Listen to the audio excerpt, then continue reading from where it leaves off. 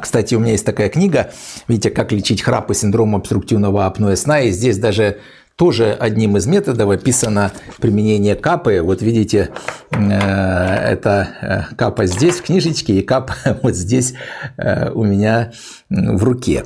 Так что да, это один из возможных методов лечения храпа, который имеет свои, естественно, показания, осторожности применения, противопоказания, но вполне находится в арсенале и врачей, да и сами пациенты тоже могут использовать эту капу как некую первую линию лечения храпа.